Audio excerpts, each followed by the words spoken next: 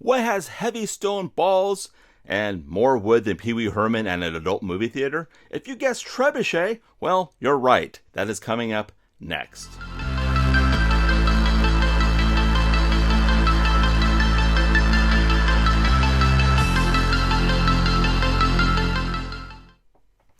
Today, boys and girls, we have the Trebuchet by Pathfinder Deep Cuts Wizkids Unpainted. Pretty big, a little too big for my setup here. In fact, the studio that I'm filming these is getting moved soon. I pretty much got the game room ready. All I got to do is get the camera equipment down there, and we have a nice clear game table that we can open these out on, and hopefully some better background than what I made here. I mean, it's got us by for a few years, right, guys? So it's got us by for some good times, but I'm creating a new backdrop for Miniature Monday to make it a little, make it a little fresher. So I picked up these, and I bought them for the astonishing reasonable price of $29.99 at Guardian Games, our local game store here that seems to carry pretty much only Wizkids Unpainted stuff. So I got that. I think this will be great for if you got Warhammer Fantasy, even though I know sometimes they don't use trebuchets in any of those. But let's say you got Oathmark, you're playing some Oathmark and you need some war machines. This would be a great addition for a fairly reasonable price.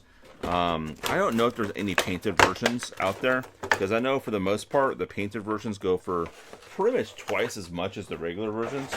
So this is what we got. Really detailed. Really detailed. Now you got these. I'm assuming these are like the injection mold holes where they just kind of insert the molten plastic into the injection mold. So there's that. So this looks like it could, if it wasn't glued together, could move around. So maybe, yeah, if you can fill it around and maybe break the bond there and put real actual like rope there. I don't know. Maybe we could have something kind of cooler than what we already have. Don't get me wrong. This is actually pretty cool. I got some lines from where the mold came apart right up there, all the way down that seam. That's not bad. That could clean up pretty easy. Getting back there, with the dots back there and in there, that could be kind of a pain in the ass, but nothing too out of it.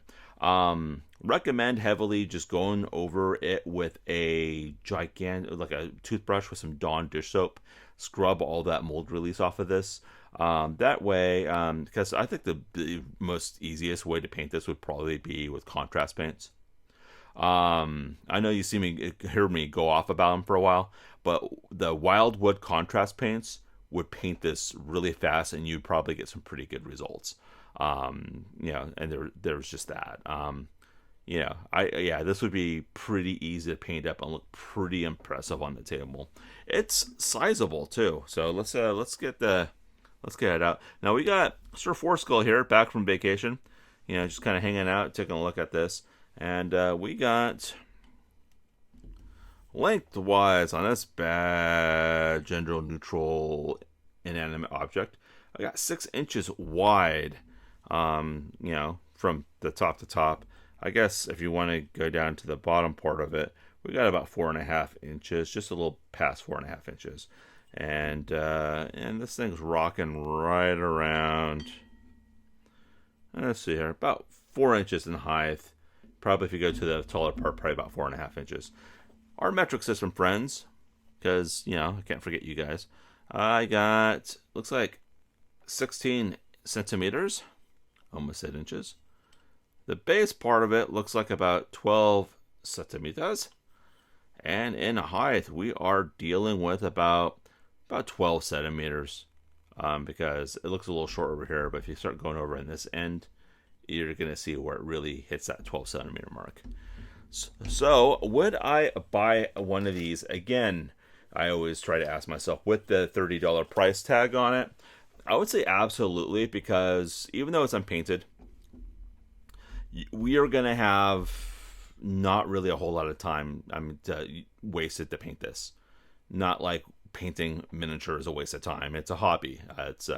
It's you get what you get out of it. It's definitely a hobby. So I would definitely get one of these again.